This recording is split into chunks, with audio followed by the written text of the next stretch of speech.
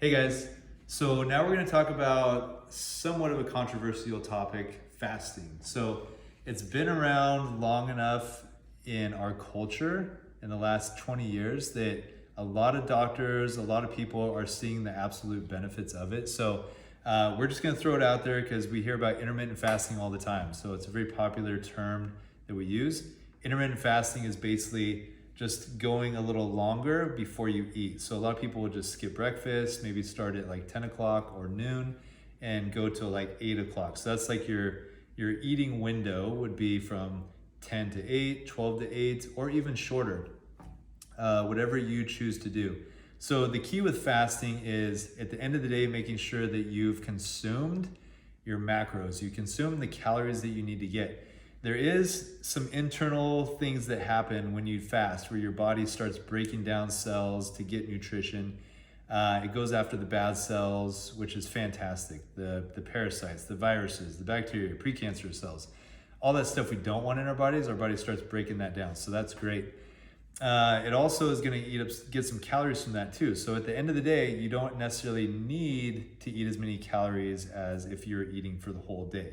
So if I skip breakfast, maybe I'll take 200 calories off. If I skip lunch, I'll take 200 calories off. So if I generally had an 1800 calorie plan, and if I'm just eating like, okay, all these calories at nighttime, like after work, then maybe I only need 1400 calories, right?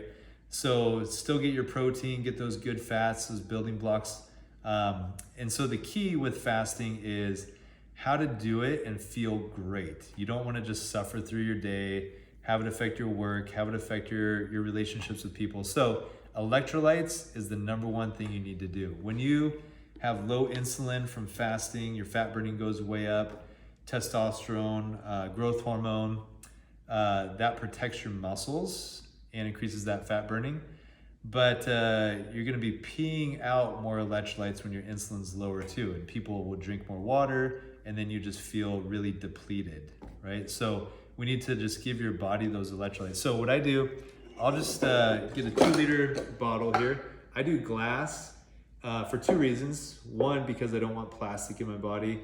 And two, stainless steel is great unless you put potassium in it. So when you bring in potassium, one of our main electrolytes, it's gonna interact. There's a chemical reaction with the stainless steel and it's not gonna taste good. So glass, it becomes like this benign taste, not a problem at all. So potassium is gonna give you energy. It's also gonna decrease your hunger, right? So you can go through the day, no problem at all. So this is just a powder. Locally, I just get it at natural grocers. Throw in a teaspoon and 2 liters of water. And then I'll combo that with sodium. So this is a Bob's Red Mill baking soda, just a high quality sodium. When you fast, your uric acid production will go up in your kidneys, and that can be a cause of gout. It can be a cause of kidney stones. So this baking soda 100% eradicates any of that uric acid, neutralizes it. Lemons and limes do that too. So I'll just do half my sodium from this. So just like a half teaspoon, and then I do the other half with pink Himalayan salt. Where's the pink Himalayan salt? In the drawer behind you. Okay. Behind you. Boom. All right, so I got my pink Himalayan salt here, and I'll do the other half teaspoon with this. And pink Himalayan salt's cool. It's got a little more minerals in there, trace minerals,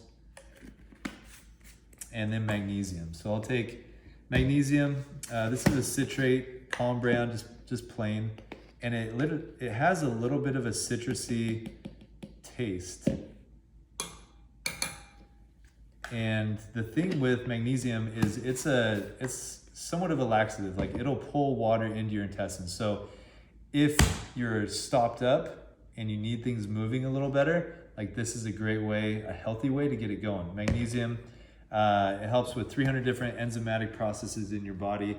When you're stressed, physically working out too hard, or circumstantial stress, your body gobbles up this internal magnesium really quick, and you're gonna be depleted, and that's really gonna affect your body. So I'll throw this in, just a half teaspoon into my 2 liters of water. I'll also take a couple teaspoons before I go to bed too. It's a great muscle relaxer also. So that's it. really simple. And then I'll just drink this through the day. Use a glass water bottle, don't do stainless steel. And if I need a little more flavor, there's this other product, Ultima, and this product, flavor-wise, is absolutely amazing. This tastes like Kool-Aid grape juice. It's incredible. So if you need a little extra, you can take this, boom, throw that in there, and now it's like super yummy electrolytes for your day. And once I start eating, so whenever I choose to break my fast, then I just go back to normal water, because in my foods, like meat is extremely high in potassium. It's one of the highest sources of potassium. And then in your vegetables too. So I'm gonna get it from my food. Maybe a little pink Himalayan salt on my food too. So I don't really need to have this anymore. Then I just go to straight good water. So that's that. And then one other thing I do while I'm doing a fast is apple cider vinegar. So this is going to give you probiotics, the little floaties in there where it says like with the mother, that's the little floaties, probiotics, good for the gut.